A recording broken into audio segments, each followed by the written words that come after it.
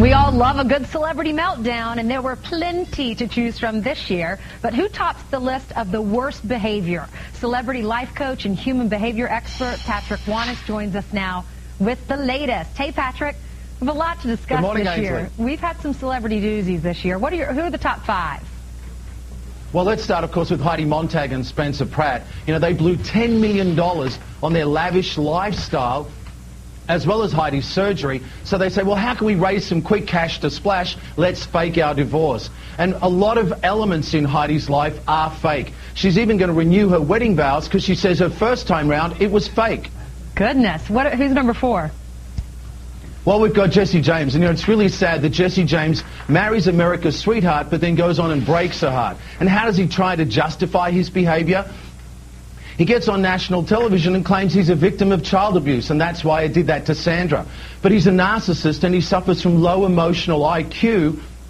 When he gets up and says, you know what, I'm the most hated man in the world. No, you're not. Most people in the world don't even know who you are. Yeah, no sympathy for him. Number three is Lindsay Lohan, and we do have some sound from her. Take a listen to this.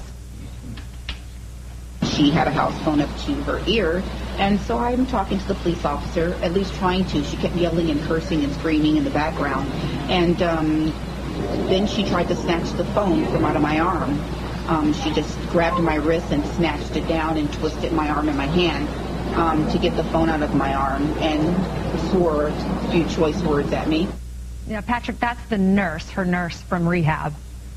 Look, Ainsley, this is really sad because Lindsay Lohan's problems just don't stop. The trouble keeps going. She's had multiple DUIs, been in rehab 3 times. She's about to get out in a week's time. She still hasn't been healed because no one's gotten to the root cause of her issues, which is her dysfunctional relationship with her mother and father. Her mother and father need to forget about themselves and think about really helping Lindsay Lohan. Mm-hmm. Who is number 2 on our list?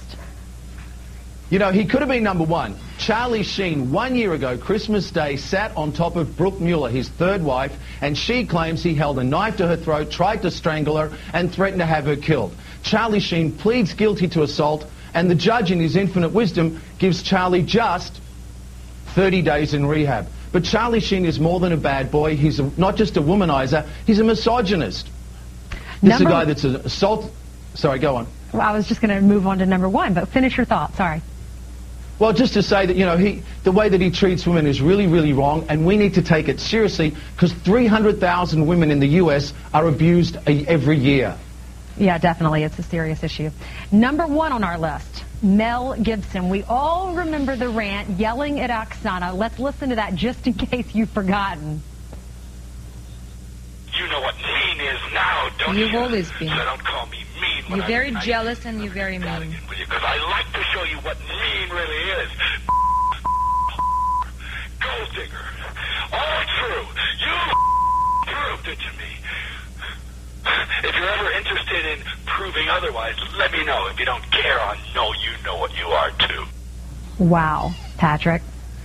You can't outdo this. I mean, the best part is that we've actually got a recording, but it sums up everything. Emotional breakdown, racism, domestic violence, anger, sexism, all in these series of phone calls. And what you're hearing, actually, Ainsley, is what we call a dry drunk. Mel Gibson has been drinking for many years. Here he stops drinking, but he doesn't deal with his real issue, which is anger and rage and bigotry. You know, Mel Gibson's father tried to minimize the Holocaust, saying, oh, there wasn't enough gas to kill 6 million Jews. So you can see that Mel Gibson has a really bad background. He's been drinking alcohol since he was age 13. Patrick, why are celebrities acting like this?